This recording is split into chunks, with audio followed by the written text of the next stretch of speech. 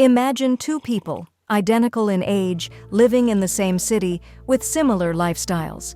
Yet one develops severe arthritis, while the other remains pain-free. What could explain this? Most people would guess genetics, diet, or exercise. But recent research reveals a surprising predictor of arthritis that has nothing to do with your body at all. The answer lies in a number that appears on your paycheck, and the science behind this is fascinating. A groundbreaking cross-sectional study from Fujian Catholic University examined the relationship between economic factors and arthritis. The researchers controlled for multiple variables including age, gender, height, weight, and chronic disease history. What emerged was a pattern so consistent, it challenges our fundamental understanding of joint disease.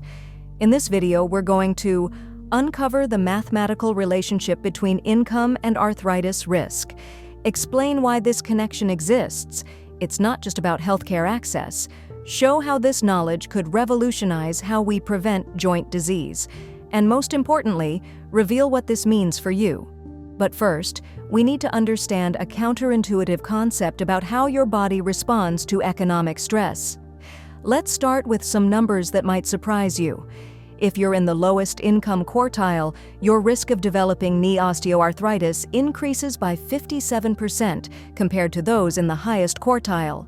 For women, this effect is even more pronounced. But here's where it gets interesting. This isn't just about being able to afford healthcare. The relationship between income and arthritis follows a clear mathematical gradient, similar to what we see in stress response curves in biological systems. The biological paradox. When researchers first noticed this pattern, they assumed it was simply about access to medical care. But even in countries with universal health care, the pattern persisted. Something else was happening: the stress equation. Your body's stress response doesn't distinguish between physical and financial pressure. When you experience economic stress, your body releases cortisol and other inflammatory markers. These same markers are directly linked to joint degradation. The physical labor factor. But there's another variable at play. Lower income jobs often involve more physical labor. This creates a compound effect: increased physical stress on joints, higher levels of inflammatory stress hormones, limited recovery time, the intervention point. Here's where this gets practical. Understanding this relationship means we can identify critical intervention points. The data shows that even small changes in how we manage physical and economic stress can have significant effects on joint health. So what does all this mean? The connection between income and arthritis isn't just a correlation. It's a cascading biological response that follows predictable patterns. But here's the hopeful part. Understanding these patterns gives us new tools to intervene. Consider this. In physics, we use simple machines to redistribute force and reduce physical stress. The same principle applies to joint biomechanics.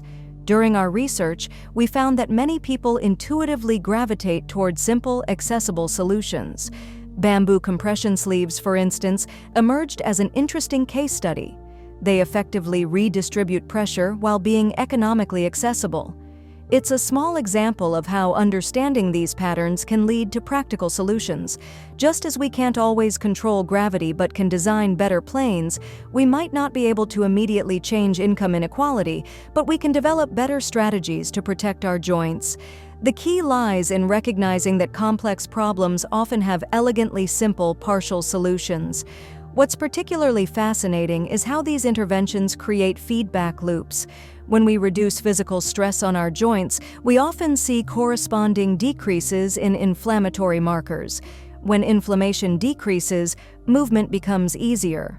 When movement becomes easier, we're more likely to stay active. And staying active is one of the most powerful ways to break the income arthritis cycle.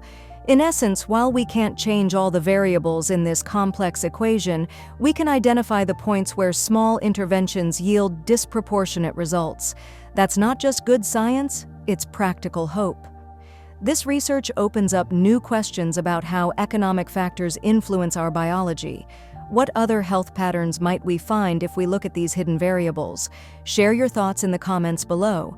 And if you're interested in seeing more videos about how seemingly unrelated factors influence our health, subscribe to the channel and hit the notification bell.